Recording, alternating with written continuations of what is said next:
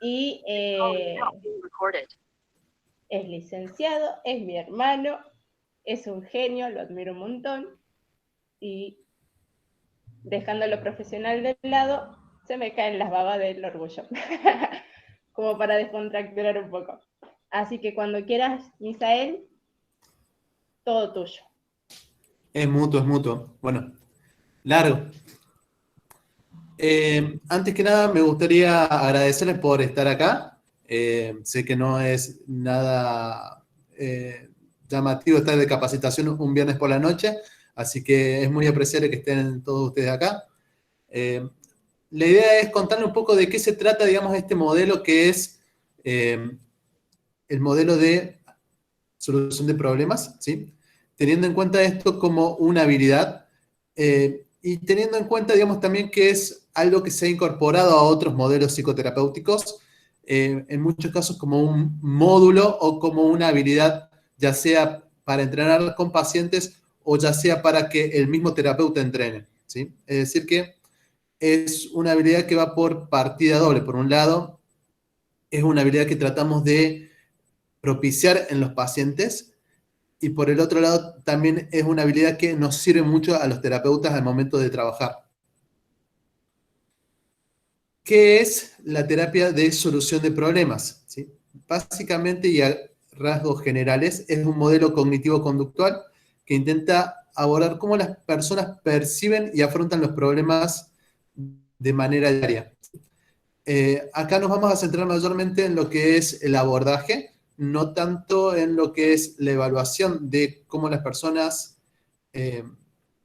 procesan o perciben los problemas, pero eso también es un área importante, porque muchas veces no detectamos o no evaluamos cómo la persona ve el problema y cómo responde automáticamente, cuál es el primer impulso que tiene frente a estos problemas.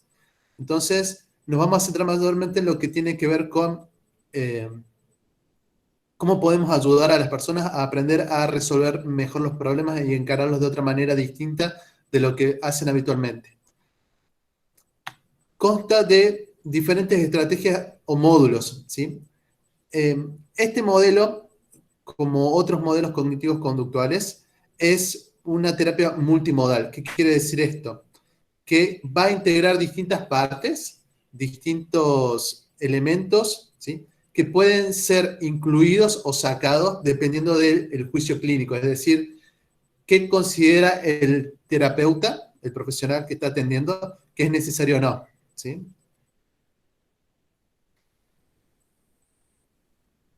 Ya vamos a ver bien cuáles son estos módulos o componentes del modelo, ¿sí? A grandes rasgos, ¿sí? ¿Qué es solución de problemas? Básicamente es un conjunto de habilidades o herramientas que las personas utilizan para enfrentarse y gestionar los problemas de la vida diaria, ¿sí? Principalmente acá nos vamos a centrar en lo que serían problemas psicosociales, ¿sí? Cómo la persona resuelve lo que le pasa en el día a día y cómo resuelve lo que le pasa en relación con otros.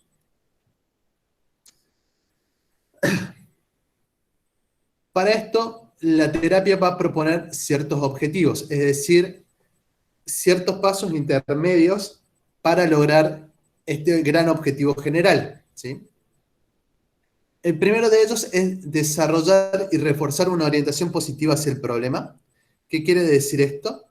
Que la persona perciba el problema de una manera que sea tolerable para ella, que pueda ser algo que la persona pueda manejar y enfrentar, ¿sí?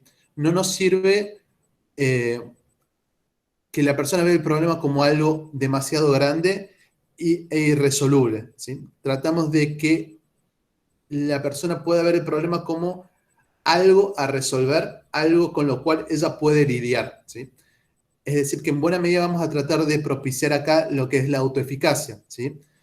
Que la persona tenga una visión positiva sobre sus propias capacidades frente al problema. También vamos a trabajar lo que es el entrenamiento de resolución de problemas de manera racional, ¿sí? Sé que es un concepto que a veces puede generar como ciertas rispideces, el concepto de racional o no racional. Esto es algo que, por ejemplo, en lo que es tercera ola, se cuestiona, se critica mucho. No obstante, sigue siendo útil, ¿sí?, dentro de los modelos poder incorporar algunas de estas habilidades, algunos de estos instrumentos, sin necesariamente comprarnos todo el paquete de presupuesto, como puede ser, por ejemplo, la racionalidad, como que algo es objetivamente racional o no, ¿sí? Y en tercer lugar, está reducir la evitación de la resolución de problemas y la impulsividad. Son básicamente dos de los estilos que suelen ser problemáticos al momento de resolver o enfrentar un problema. Básicamente los autores van a decir que hay tres, ¿sí? El impulsivo y descuidado, el evitativo y postergador, y en tercer lugar, lo que sería el enfoque que ellos tratan de promulgar, que es la solución planificada de problemas, ¿sí? ¿Por qué me interesaba charlar un poco sobre esto? Mi interés en esta temática, en este modelo en particular, surge a partir de que me encuentro estudiando lo que es conducta e ideación suicida, y algo que se ha visto mucho es que las personas que tienen mayor ideación suicida suelen tener un déficit en la habilidad de resolución de problemas, y a su vez algunos modelos que han mostrado alguna eficacia disminuyendo la ideación suicida tienen que ver con solución de problemas justamente. Entonces, mi interés por esto ha venido por este lado, ¿sí? Antes les comentaba que el modelo tiene distintos módulos o habilidades o focos de abordaje, ¿sí? Y son básicamente estos cuatro, ¿sí? Intenta abordar, por un lado, lo que es la sobrecarga cognitiva, es decir, cómo la persona procesa información que es cuantiosa, ¿sí?, o compleja. Intenta abordar también lo que es el desajuste emocional, y para esto se basa en lo que es el entrenamiento de regulación de emociones.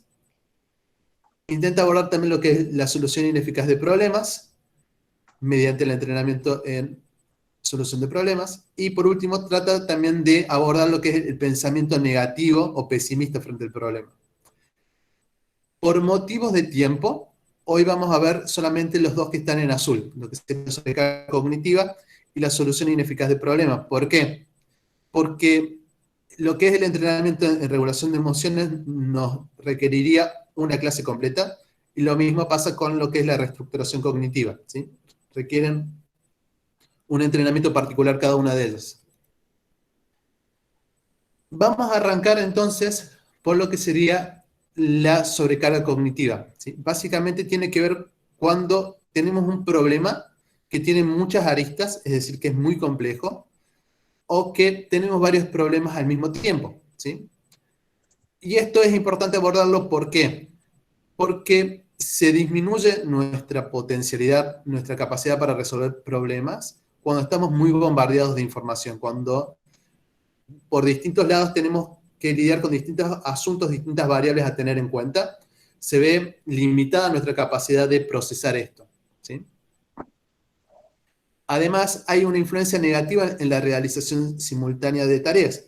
Por esto mismo, nuestra atención es limitada. La cantidad de cosas que la mente humana puede hacer a la vez es limitada. Y por último, también está el hecho de que nos resulta muy estresante, ¿sí?, lidiar con distintos problemas al mismo tiempo. Sentimos que estamos haciendo malabares, es decir, que tratamos de mantener todas las cosas sostenidas al mismo tiempo y que no llegamos a todo. Y eso termina redundando en un aumento del estrés y en un aumento de las emociones negativas, como puede ser sentirse abrumado. ¿Qué podemos hacer entonces para lidiar con la sobrecarga cognitiva? Este modelo nos propone tres distintas estrategias, como pueden ser la exteriorización, la visualización y la simplificación. Vamos a ver en detalle qué quiere decir cada una de estas. La exteriorización, como pueden ver en pantalla, tiene que ver con servirnos de distintos objetos externos, de distintos soportes externos, para plasmar la información que tenemos. Por ejemplo, anotar en papel y lápiz, ¿sí? Hacer los mapas, usar ciertas aplicaciones como pueden ser eh, Google Calendar, como pueden ser distintos mapas conceptuales. Tenemos distintas herramientas, afortunadamente gracias a la tecnología, que nos permiten manipular información sin tener que retenerla todo el tiempo en nuestra mente. Esto permite que la mente esté un poquito más libre para hacer otro tipo de cosas, como por ejemplo evaluar, cotejar, planificar y poder hacer esto sin tener que retener toda la información de manera simultánea, ¿sí? Y sobre todo, algo que permite esto es que la mente esté liberada para ser creativa, cosa que cuando trabajamos con solución de problemas vamos a necesitar, ¿sí? Cuesta mucho ser creativo cuando al mismo tiempo tengo que estar reteniendo y recordando toda la información que tengo a mano. En segundo lugar, tenemos lo que es la visualización, ¿sí? Tenemos tres usos distintos de lo que puede ser la visualización. Por un lado, está la clarificación del problema. Esto tiene que ver con poder hacernos un mapa mental de cuál es el problema, cuáles son los distintos aspectos que tiene el problema, ¿sí? Y esto ayuda muchísimo a que podamos evaluar bien cuál es la naturaleza del problema, porque muchas veces cometemos errores al momento de formular el problema. Ya vamos a hablar un poquito más de eso. En segundo lugar está el ensayo imaginario, que es básicamente intentar adelantarnos a la situación imaginando cómo se va a dar. Por ejemplo, si yo tengo un examen para rendir, ¿sí? Algo que puedo hacer es imaginarme en el momento de ir a rendir, cómo diría tal o cual cosa, qué diría si me llegaran a preguntar X o Y cosa, ¿sí? Si quiero plantear, por ejemplo, una situación en la cual tengo que ir a hablar con un jefe para pedir un aumento o para hacer un reclamo a alguien, también puedo utilizar esta estrategia, ¿sí?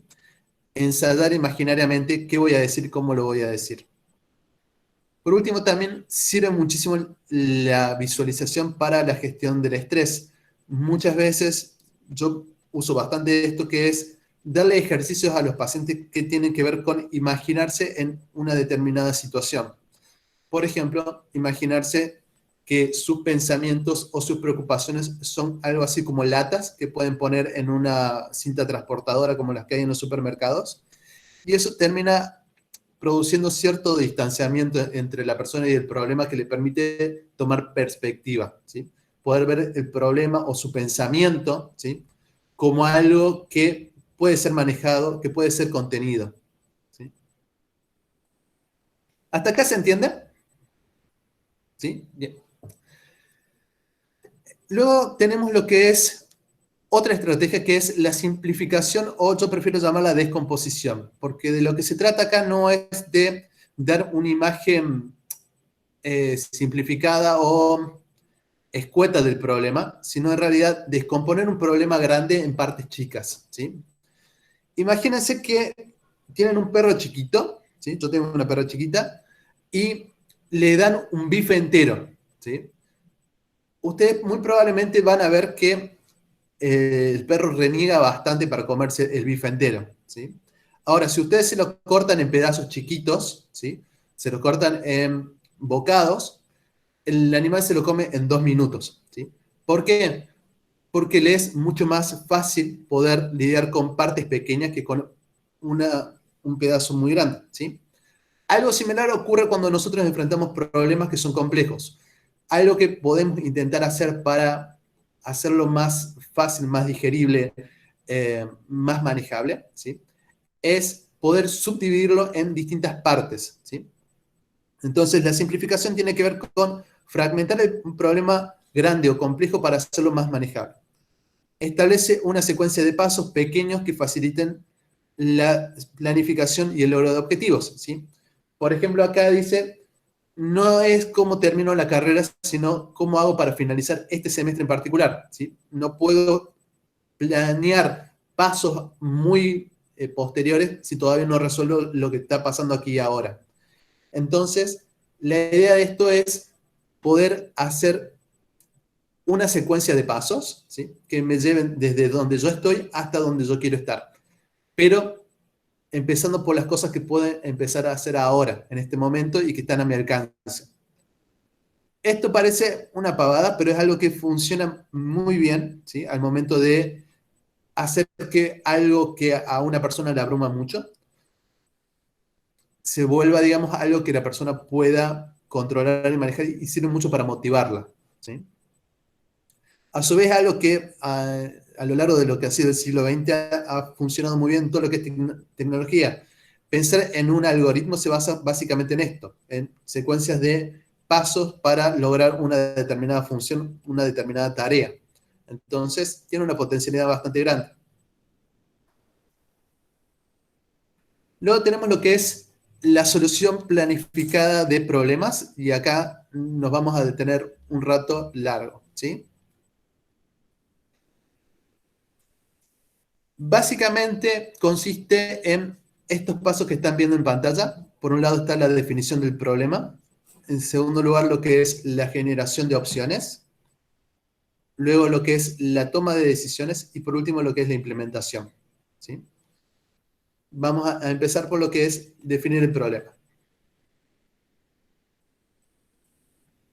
Para definir el problema tenemos que empezar por identificar cuáles son los hechos con los cuales contamos, cuál es la información que tenemos. Y esto es una parte que justamente en lo que refiere al estilo más impulsivo le suele fallar. Empiezan a resolver el problema sin tener todos los datos respecto de cuál es su situación. O en muchas ocasiones los tienen pero no los contemplan, ¿sí? Se basan solamente en una porción de la información para empezar a ya desarrollar una respuesta, ¿sí? También es importante poder distinguirlos en un lenguaje claro, ¿sí? En un lenguaje concreto, de ser posible. Y esto es importante también porque muchas veces usamos un lenguaje que está muy emocionalmente cargado. Ya vamos a ver un poco a qué nos referimos con eso. También es importante que distingamos entre hechos y suposiciones, ¿sí? Que nuestras decisiones se basen mayormente en datos certeros que tenemos y no cosas que estamos adivinando de los demás, sobre todo cuando sabemos que buena parte de la información que tenemos suele estar sesgada, de las suposiciones que hacemos suelen estar sesgadas. Establecer objetivos realistas, ¿sí? Que esto a muchos nos cuesta un montonazo, ¿sí? Identificar obstáculos que deberemos superar para el logro de estos objetivos, ¿sí? Vamos un poco más en detenimiento. Identificar los hechos, ¿sí? Si desconocemos cuál es la situación, podemos trabajar en un problema equivocado. Muchas veces los planes o las soluciones que implementamos fallan por un mal planteo, ¿sí? Una mala planificación, digamos, porque no conocemos, no hicimos un buen diagnóstico de cuál es el problema real, ¿sí? Es conveniente empezar por recabar información de la forma más exhaustiva que sea posible. Y esto, sobre todo, también van a ver que nos pasa como terapeutas, sobre todo cuando recién empezamos a trabajar, que es que entrevistamos a un paciente, hacemos una entrevista inicial y antes de haber terminado la entrevista inicial ya estamos haciéndole intervenciones. Y muchas veces esto puede ser contraproducente justamente porque todavía no terminamos de conocer al paciente. No sabemos muy bien cómo funciona, no sabemos cuál es exactamente su problema y no sabemos cómo reacciona ante determinadas situaciones. Entonces, primero que nada es mejor conocer y poder tener la mayor cantidad de información posible para poder hacer un buen diagnóstico de situación. Luego está esto que les mencionaba, que es tratar de evitar el lenguaje emocionalmente cargado. Con esto me refiero a que muchas veces etiquetamos las situaciones de una manera que hace que el problema sea todavía más avasallante, ¿sí? Sea más invasivo, más abrumador. Por ejemplo, no sé cómo lidiar con un trabajo de mierda que tengo y todos los días tengo que ir a ese trabajo de mierda. Si alguien plantea el problema así, es muy probable que eso le genere una activación emocional y que a su vez le sea muy difícil plantearse siquiera, digamos, una posible solución. Porque en buena medida lo que le va a ocurrir es que todas las opciones le van a parecer malas, todas las ideas le van a parecer malas, porque ya de por sí el trabajo es una mierda, entonces cualquier cosa que implique ir a su trabajo va a ser desagradable, justamente por cómo lo ha etiquetado, ¿sí? Es como si nos pusiéramos un filtro al momento de evaluar la situación que tiene que ver con esta adjetivación, ¿sí? También es importante evitar los juicios, ¿sí? Tanto lo que es positivo como negativo, y tratar de mantenernos a un nivel lo más descriptivo y concreto posible. ¿Qué es lo que pasó? ¿Qué es lo que nos pasa? ¿Qué es lo que sentimos a nivel más concreto posible? ¿Sí? Y esto que les decía, distinguir hechos de suposiciones, que es básicamente revisar la evidencia. ¿Qué es lo que sabemos en concreto? ¿De qué podemos estar seguros? ¿Qué podemos afirmar con certeza? Luego también está lo que es tratar de establecer objetivos realistas. Y una cuestión importante acá es tratar de evitar el pensamiento dicotómico. ¿A qué me refiero con esto? Muchas veces nos va a pasar que a nosotros o a nuestros pacientes dicen, quiero esto o si no, no quiero nada. ¿Sí? Entonces, les doy un ejemplo. Un paciente que acaba de terminar con su pareja, o mejor dicho, su pareja terminó con él, y nos plantea, digamos, la cuestión de, quiero que mi pareja vuelva conmigo, ¿me podés ayudar con esto? Y uno claramente no puede hacer eso, pero le quiere proponer otras posibles cosas para hacer, pero el paciente dice, o es eso o no es nada, ¿sí? Esto es algo que tenemos que tratar de disminuir, ¿sí? Que la persona no plantee la situación como un todo o nada. Y esto es algo que muchas veces nos toma bastante trabajo. Diferenciar objetivos centrados en las emociones o aquellos centrados en los problemas. Y esto es algo que también es sumamente importante hacer, porque muchos problemas no tienen solución en términos de que no podemos cambiar una situación externa, pero sí podemos cambiar cómo la persona se siente al respecto. Por ejemplo, este caso que les mencionaba, que la pareja ha dejado al paciente, no es algo con lo cual nosotros podamos trabajar directamente, pero sí podemos trabajar sobre cómo se siente la persona. Que la persona haya perdido su trabajo, también. Probablemente nosotros no le podamos conseguir un trabajo de un día para el otro, pero sí podemos trabajar sobre cómo la persona se siente y cómo está pensando su situación a futuro. Por ejemplo, si es que se siente muy desesperanzada. Eh, lo mismo, por ejemplo, si la persona ha perdido un familiar o un ser querido, ¿sí?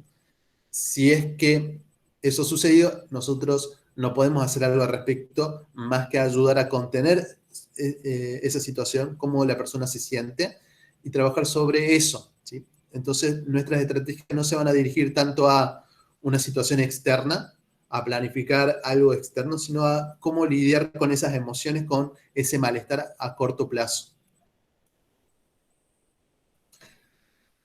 Luego está identificar obstáculos. Los obstáculos pueden ser de muy distinta naturaleza, ¿sí? Por un lado están las barreras, que son cosas que bloquean el acceso a lo que nosotros queremos, ¿sí?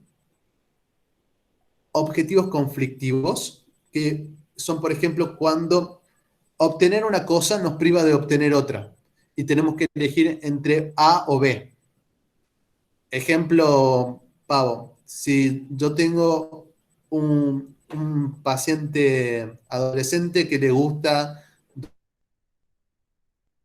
dos chicas distintas, una o la otra, porque las dos chicas que le gustan son como bastante monógamas. Entonces, no aceptarían que estén al mismo tiempo que las dos, ¿sí? Tener opiniones conflictivas, ¿sí? Puede ser también parte del problema. Por ejemplo, querer algo, pero a la vez tener emociones encontradas respecto de eso. Por ejemplo, sentir como cierta desaprobación respecto de una conducta u otra. La escasez de recursos, ¿sí?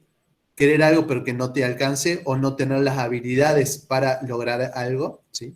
Por ejemplo, no me alcanza la plata para ir a tal o cual lugar, no tengo las habilidades para pasar determinada situación. Por ejemplo, yo actualmente estoy tratando de aprender estadísticas. ¿Por qué? Porque no tengo ese recurso, que no es un recurso económico, pero sí es un recurso cognitivo o de conocimiento, ¿sí?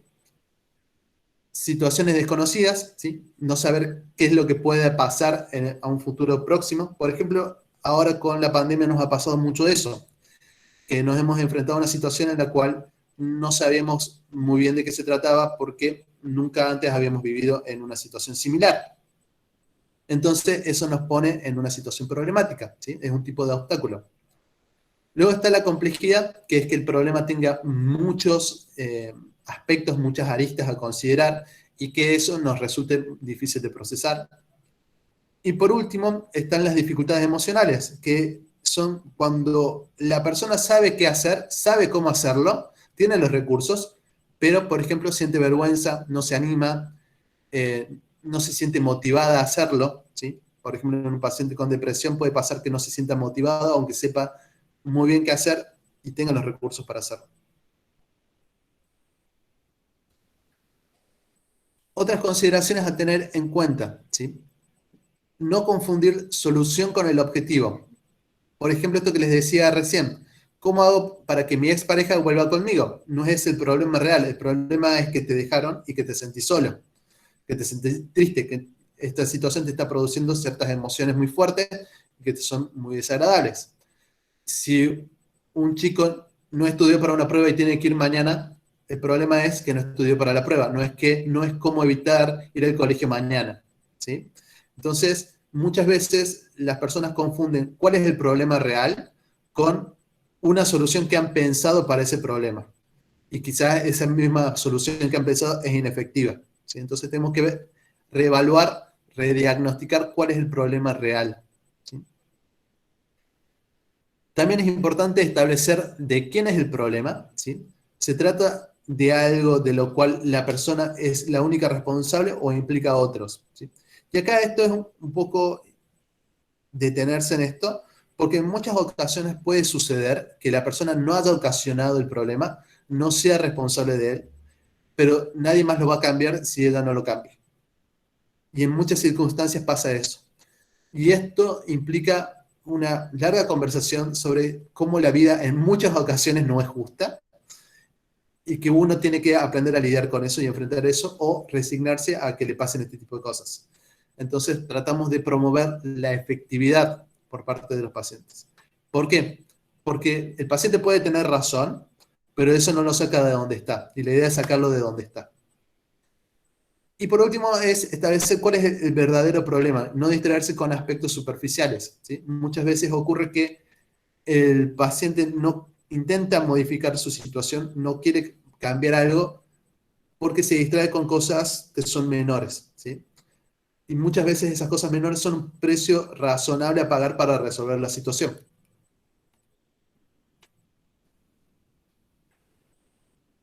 Pasamos, ¿sí? Una vez que tenemos ya diagnosticado, podemos tener como cierto mapa de cuál es la situación, a pensar alternativas, a pensar posibles soluciones. Y para esto sirve muchísimo lo que se llama lluvia de ideas, ¿sí? ¿Por qué es importante que tengamos varias ideas? ¿Sí? Acá un autor que se llama Emile Cartier dice que no hay nada más peligroso que una idea cuando es la única que tenés, ¿sí? ¿Por qué? Porque muchas veces aferrarnos a una mala idea, no tener en consideración otras opciones, nos lleva a encerrarnos, ¿sí? Siempre hay diferentes caminos para llenar, perdón, puse llenar es para llegar a un destino, y cada uno de ellos conlleva consecuencias particulares, ¿sí? Es decir, que cada una de las opciones que nosotros nos podamos plantear, ¿sí? Va a tener ciertos costos y ciertas consecuencias. Entonces tenemos que poder evaluar estos distintos costos y distintas consecuencias para ver cuál es la más favorable para nosotros y para los otros también, ¿sí? Acá también se tiene mucho en cuenta cómo las posibles soluciones que nosotros nos planteemos impactan en los demás, ¿sí? Creer que solo existe uno puede inhibir la motivación para buscar alternativas. Muchas veces la persona plantea la situación en términos dicotómicos, o hago esto o no hago nada, ¿sí? Y esto es particularmente interesante cuando el paciente o la paciente tiene que plantearle molestia a alguien. Y dice, o lo puteo o se lo dejo pasar. Y en realidad hay un montón de otras conductas, ¿sí? Que podemos implementar para abordar este tipo de situaciones. Se puede plantear o manifestar molestia de distintas maneras, ¿sí? Esta es una forma de visión de túnel también que puede desembocar en conductas o ideas suicidas, ¿sí? Esto que yo les planteé al principio, que fue mi motivación para estudiar este modelo, ¿sí? Las personas que muchas veces piensan en el suicidio, lo piensan como única salida posible a una situación de crisis que están viviendo. Y en la medida de que les es muy difícil, ya sea por su estado emocional o por su restricción cognitiva en ese momento, ¿sí? Lo ven como la única salida posible. Entonces, ayudarlas a pensar en otras alternativas ayuda muchísimo a disminuir el malestar y aliviar la situación de crisis.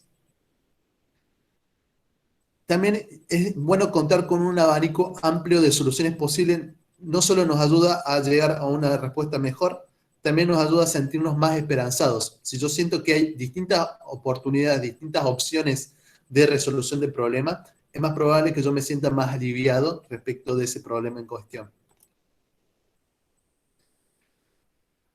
¿Por qué usar la lluvia de ideas? ¿Por qué usar el brainstorming? Para quien no sabe en inglés, es lo mismo, ¿sí? Brainstorming o lluvia de ideas.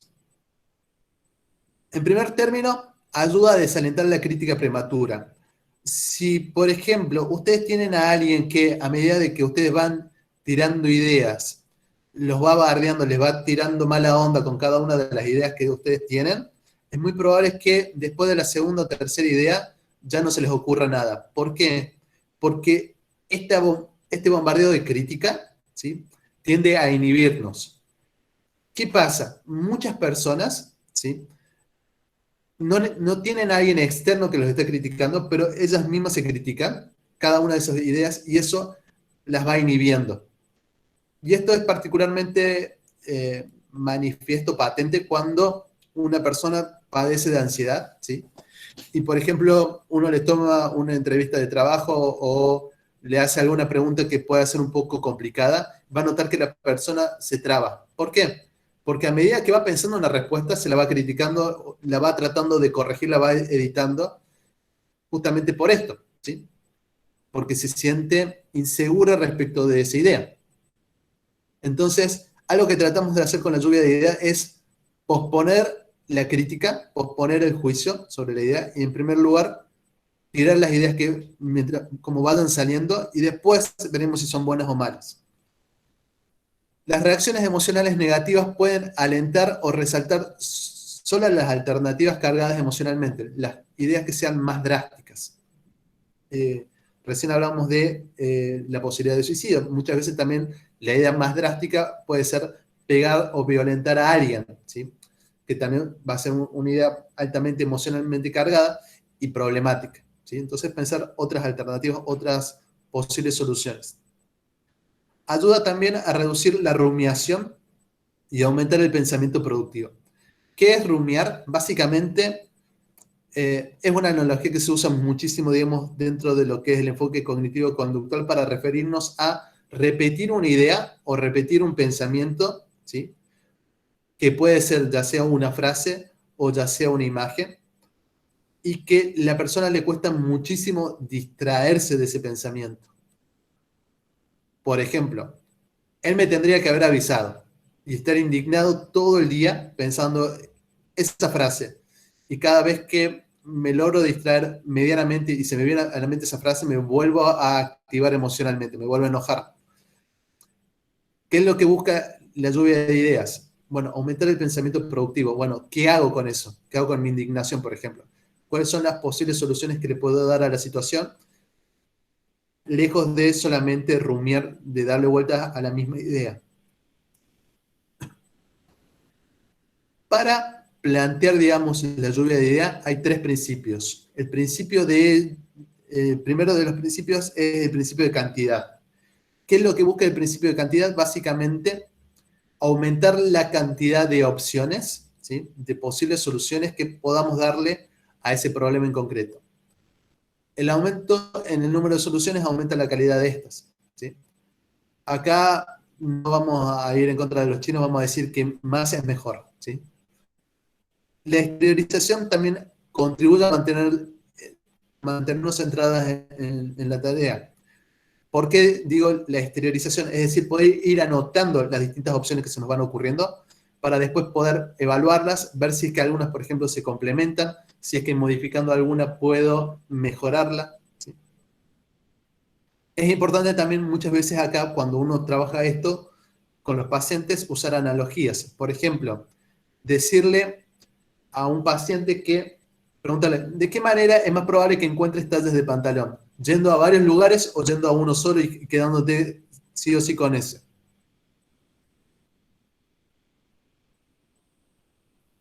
Luego tenemos el principio de aplazamiento, que tiene que ver con lo que les mencionaba recién, ¿sí? No empezar a criticar antes de tener una idea, ¿sí? Aplazar todo juicio, tomar nota de todas las opciones que acudan a nuestra mente, sean buenas o no, ¿sí? El rechazo prematuro de las ideas inhibe el pensamiento productivo y creativo.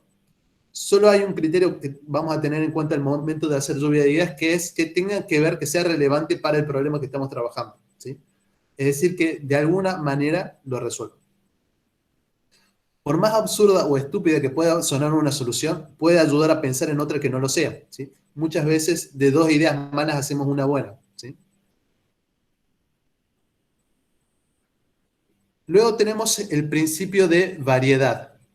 Básicamente lo que se trata es de que las respuestas o las soluciones que demos sean realmente distintas entre sí. No nos sirve tener 20 ideas que sean todas iguales, ¿sí? Mientras mayor sea el rango de soluciones generadas, mejor será la calidad de ideas disponibles, ¿sí? Mientras más creativos, distintas sean estas ideas, mejor, ¿sí? Debemos evitar limitarnos a un solo tipo de estrategia. Debemos tener una lista escrita, nos permite revisar que las ideas aportadas sean realmente distintas. Es decir, que esto que mencionábamos en la filmina anterior, la exteriorización, nos va a poder ayudar a cotejar esto, que las ideas realmente sean distintas una de la otra. Diferenciar las estrategias de las tácticas favorece las opciones de brainstorming. Cuando hablamos de estrategias, ¿sí? Estamos hablando de ciertas ideas o abordajes generales desde los cuales vamos a tratar de resolver la situación, mientras que cuando hablamos de táctica hablamos de ciertas acciones concretas que serían parte de esa estrategia, ¿sí? Serían como un paso dentro de esa estrategia. Es bueno también cuando estamos trabajando con un paciente darle feedback sobre la variedad de opciones. Por ejemplo, si el paciente nos está tirando todas ideas iguales, decirle, las ideas se parecen demasiado, ¿qué te parece si buscamos otro tipo de ideas?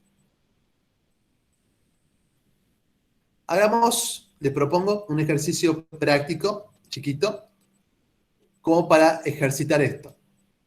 Imagina que tu jefe o jefa te ha asignado la confección de 3 informes para el lunes, pero estuviste procrastinando, es decir, dejando las cosas para después, durante todo el viernes y el sábado, pensando que bastaría un par de horas para hacer todo.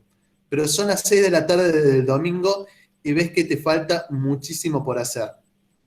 Utiliza los principios de brainstorming para pensar algunas posibles soluciones para la solución de este problema, ¿sí? ¿Qué se les ocurre? Les doy un par de minutos.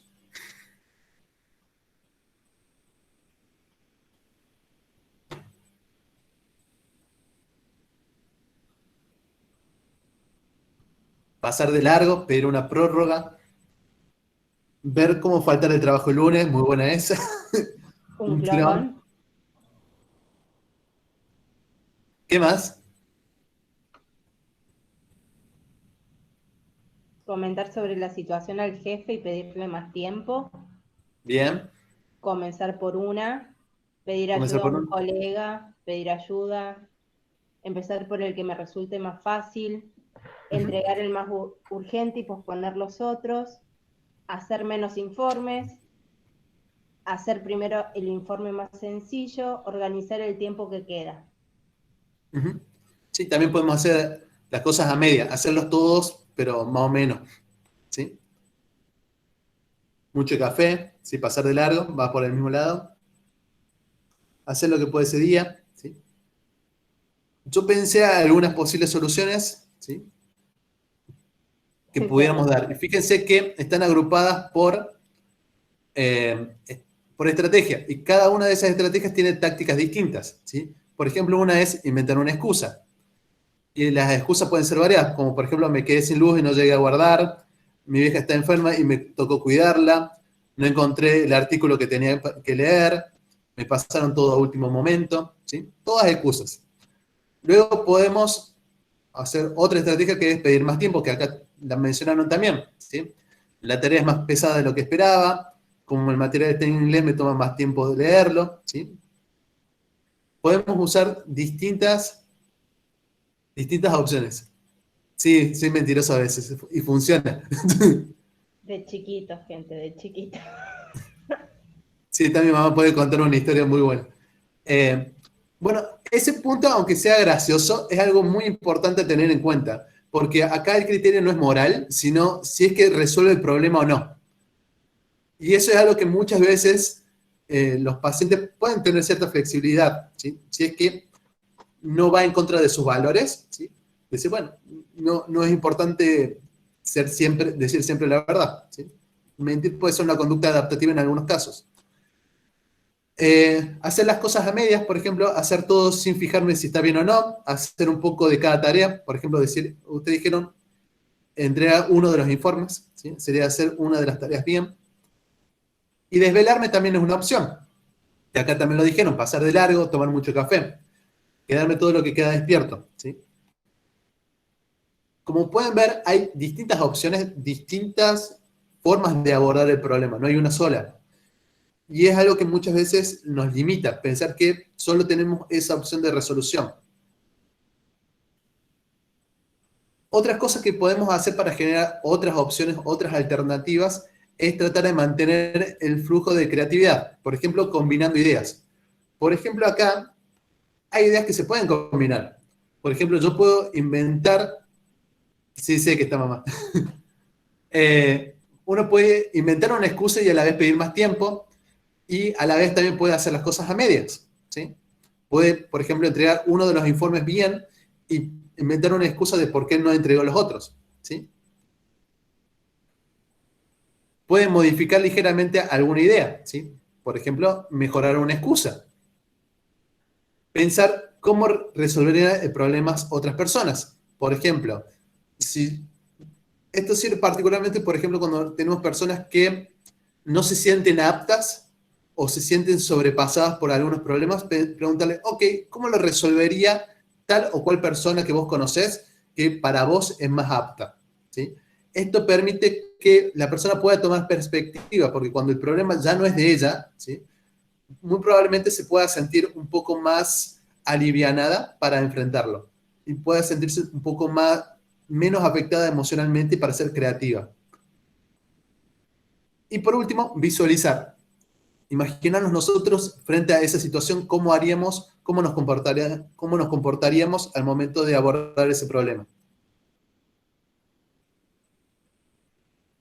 Una vez, perdón, ¿hasta acá se entiende?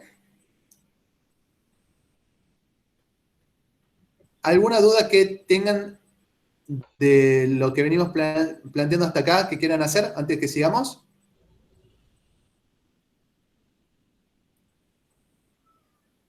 Hable ahora o calla hasta que termine de exponer. No, Hasta el venimos momento, bien, Misael, sos muy claro en exponer. Bien, gracias. sí. Seguimos entonces. Entonces pasamos a la siguiente etapa, que sería la toma de decisiones, ¿sí? Básicamente lo que vamos a tratar de hacer acá son tres cosas. Predecir mejor las consecuencias de las acciones, es decir, que de las distintas ideas que nosotros tomamos, vamos a tratar de imaginarnos cómo pueden resultar en el futuro. Luego de hacer eso, vamos a tratar de llevar a cabo un análisis de costes y beneficios. Vamos a ver cuál nos conviene más. Y vamos a tratar de desarrollar un plan de acción, es decir, una secuencia de pasos que suponga una solución general del problema. Básicamente, esto implica hacer las siguientes preguntas. ¿Resolverá el problema esta solución? ¿Sí? ¿Alguna de estas ideas va a resolver el problema? ¿Puedo llevarla a cabo yo? Por ejemplo, ¿soy lo suficientemente apto? ¿Tengo todos los recursos que necesito? ¿Cuáles son los efectos que tendrá esta solución sobre mí? ¿Me va a ayudar realmente? Y la otra es, ¿qué efecto van a tener sobre los demás? ¿Sí? ¿Va a perjudicar a alguien? ¿Puedo arruinar o perjudicar una relación con algún allegado mío al momento de implementar esta solución? Y en base a eso, ¿sí? Nosotros podemos evaluar cuál es la solución que más nos conviene, ¿sí? ¿Qué pasa si soy malo previendo el futuro? Si me cuesta imaginarme cómo va a reaccionar una persona o no. Puedo usar dos estrategias. Una es el ensayo conductual, básicamente hacer un role-playing sobre cómo lo haría, ¿sí? Practicar cómo vamos a llevar a cabo una solución es particularmente útil para abordar problemas interpersonales, es decir, problemas que tienen que ver con otros. Y también podemos usar el ensayo imaginario que mencionamos recién, que es básicamente visualizar mentalmente cómo se daría la situación, ¿sí? Luego, esto nos va a dar, ¿sí?, dos posibles planes. Uno es una solución mixta en la cual yo involucro distintas soluciones a un problema, ¿sí? Por ejemplo, esto que les mencionaba recién, hacer el informe e inventar una excusa, ¿sí?, sobre por qué no hice los demás, ¿sí? Pero también puede pasar que tengamos la necesidad de elaborar lo que se llama un plan de contingencias. ¿Qué es un plan de contingencias? Es un plan que avanza en la medida de cuál sea el resultado. Por ejemplo, si yo avanzo hasta acá y me va bien, sigo por acá. Pero si me va mal, voy a seguir por otro lado. Esto tiene que ver con que muchas veces la situación o la estrategia va a depender del feedback que nosotros vayamos teniendo, ¿sí? Por ejemplo, si pido autorización para, supongamos, tengo un adolescente, quiere salir a bailar. Si la mamá le da permiso, ¿sí?, pasa al siguiente plan, al siguiente paso, que sería pedirle plata al padre, ¿sí? Pero si no le da permiso, tiene que usar otro tipo de estrategia, ¿sí?, que sea algo como, por ejemplo, tratar de convencer. ¿Me explicó? ¿Sí? Bien. Finalmente llegamos a lo que es la parte final, que es implementar y verificar, ¿sí? En primer lugar, motivarse para llevar a cabo el plan de acción. Esto, aunque para muchas personas puede ser obvio, ¿sí?, que la persona va a tener motivación porque es su problema y tiene que resolverlo, para algunas personas es algo que requiere un esfuerzo extra, ¿sí?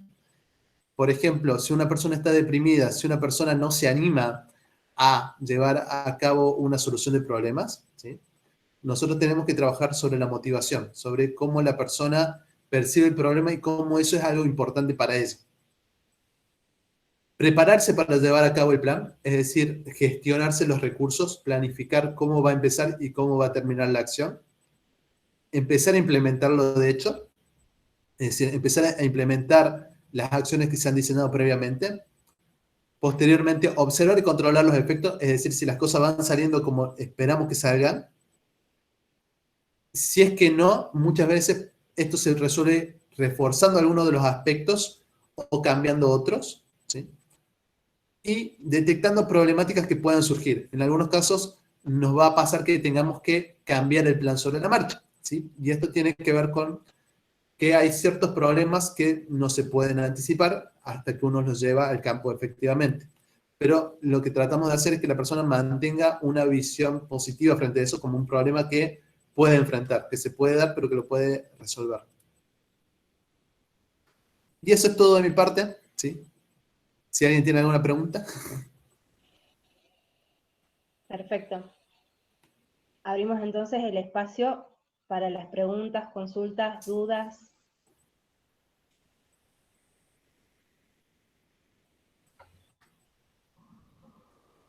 Gracias. Ahí hay una pregunta, Misa. ¿Cómo trabajar la motivación para realizar el plan planificado? Tenemos distintas cosas. Por un lado, algo que resulta muy útil y que es una muy buena herramienta que suman lo que son las terapias contextuales o de tercera ola es que es el trabajar con valores. Si nosotros podemos vincular algo del plan de acción a valores personales del paciente, ¿sí? Esto ayuda muchísimo más a motivarlo. Es decir, a llevar a cabo este plan te acerca o no a la persona que vos querés ser, a la persona que te gustaría, a cómo te gustaría comportarte en determinada situación. Bien. Ahí hay otra pregunta. ¿Qué autores se pueden leer para abordar el tema? Hay 3 autores que son bastante clásicos en esto, que son Nezu, con Nezzu, que son pareja, y Zorrilla. Bien. Eliana dice, mi duda es cómo lograr disminuir el pensamiento de todo a nada. Bueno, hay una estrategia que se usa mucho en lo que es terapia cognitiva conductual, que es el continuum cognitivo, que es básicamente decirle, ok, esto sería, por ejemplo, una situación totalmente indeseable versus una situación deseable. Ver qué cosas serían mejores o peores que pudieran estar en el medio. Por ejemplo, que te echen del trabajo sería malo, sí, sería lo peor que me podría pasar. Ok. Que te manden a trabajar a este otro lado sería mejor o peor. Y sería un poquito mejor. Ahí vas agregando cosas al continuo. Pero básicamente es algo que puedes trabajar sentado con el paciente con papel y lápiz, ¿sí? ¿Qué cosas hay en el medio, ¿sí? Y preguntándole a la persona, ok, ¿qué es mejor o peor que esto, ¿sí? Y a partir de eso puedes hacerte como una línea, ¿sí? En la cual tenés los extremos, lo mejor que le puede pasar y lo peor que le puede pasar. ¿Me Bien, explico? perfecto. Y después Melina pregunta, además de en una conducta o ideación suicida, ¿en qué otros casos es pertinente entrenar en habilidades de resolución de problemas? Diría que casi todos.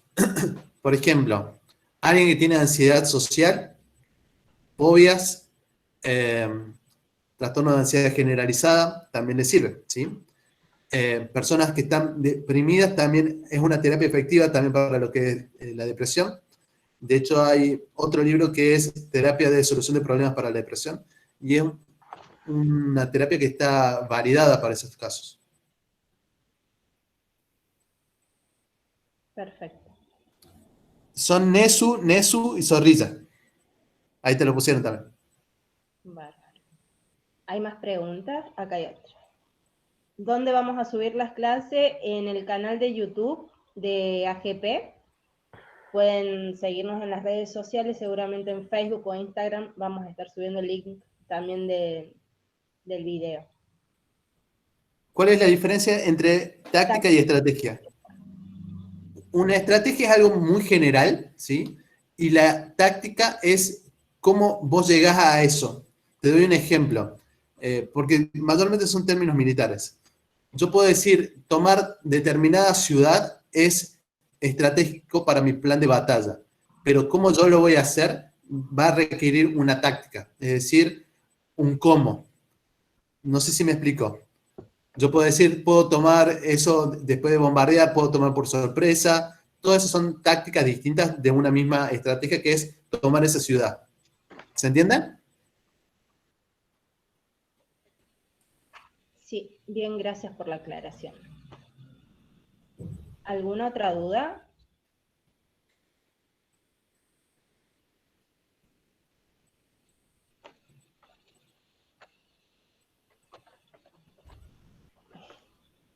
Se entendió perfecto, gracias. Bueno, Misa, si te parece, lo vamos cerrando. No veo que haya más Bueno, preguntas.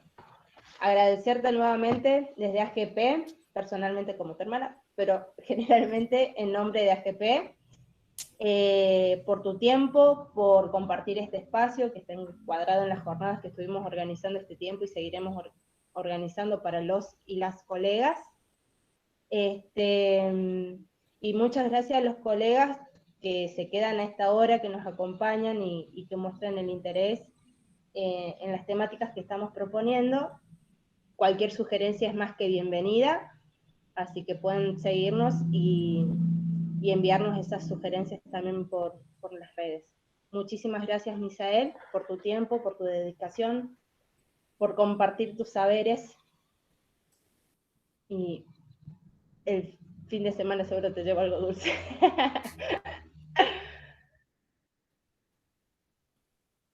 Por el momento, los certificados creo que no sé si está alguien de acá, de la agrupación Nahuel o alguno de los chicos. Estaban en tratativas el tema de los certificados, pero con esto de la pandemia y de que está cerrada, ya no está tan cerrada la facultad, pero hay ciertas áreas que todavía no están trabajando en la normalidad, por decirlo de una forma, todavía no se está logrando ese paso. Si tienen alguna consulta, dejo ahí mail, Sí, Misael que es como UMF, 13@gmail, que por ahí para cuestiones profesionales es lo que más uso. perfecto. ¿Para bibliografía y demás te referís? Sí, por ejemplo, sí, o Perfecto, dudas que tengan respecto a esto. perfectísimo. Bueno, por mi parte, muchísimas gracias por invitarme como siempre. No, por favor, seguramente ya estaremos planificando algo nuevo. Bien. Espero Muchísimas que, gracias a todos por acompañarnos. espero que les haya sido útil y buen fin de. Me Así despido. es, muchas gracias, colegas, Muchas siempre gracias. por el encuentro. Saludos a todos. Que tengan buenas noches y excelente fin de semana. Saludos a todos.